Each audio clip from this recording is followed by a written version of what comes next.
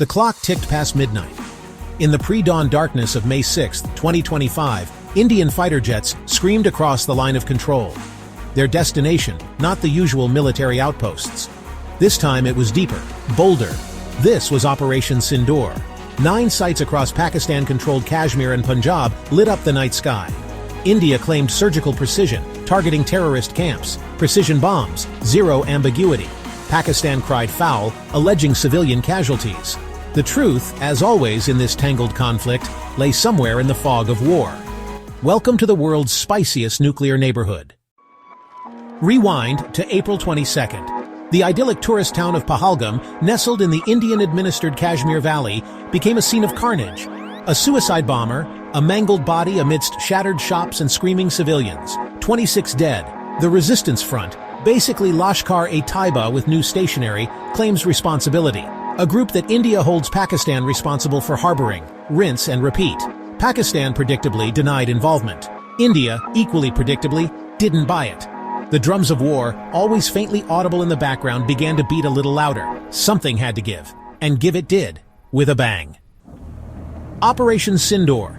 Traditionally a promise.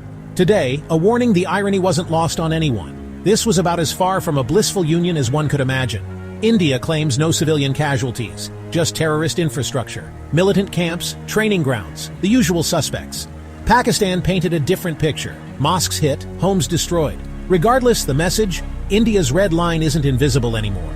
The international community responded with its usual superpower move, strongly worded statements and absolutely no follow-through. Because when nukes are involved, diplomacy turns into improv theater. So how did Pakistan respond? Well, eye for an eye, jet for a jet. Pakistan, not one to be outdone in the theatrical department, retaliated. Missile strikes across the line of control, an Indian brigade HQ in Dudnial taking a direct hit. And the piece de resistance, the alleged downing of 2 Indian jets. India, of course, denied this, because what's a good international incident without a healthy dose of he said, she said? The casualty figures, as always, were murky. Pakistan reported 3 dead, including a child.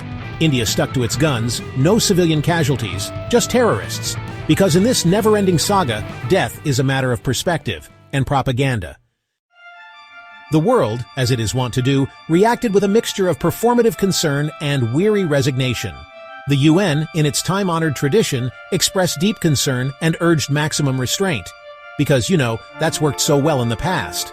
The US, caught between its strategic partnership with India and its complicated history with Pakistan, muttered something about de-escalation and dialogue, all while quietly siding with, well, let's just say their actions spoke louder than their words.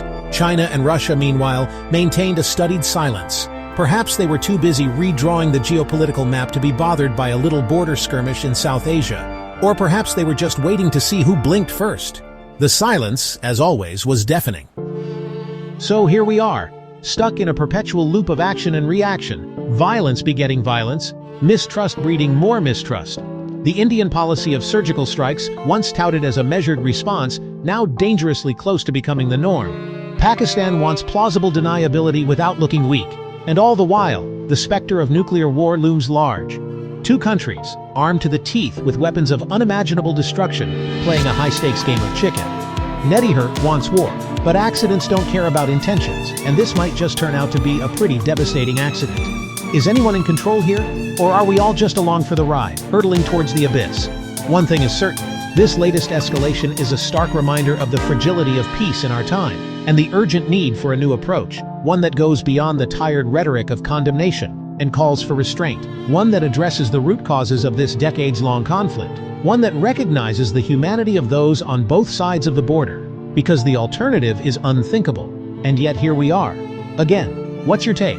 Justified strike, reckless gamble, or geopolitical kabuki? Drop your thoughts below, and subscribe to DipBlab, where we decode the world, one explosion at a time.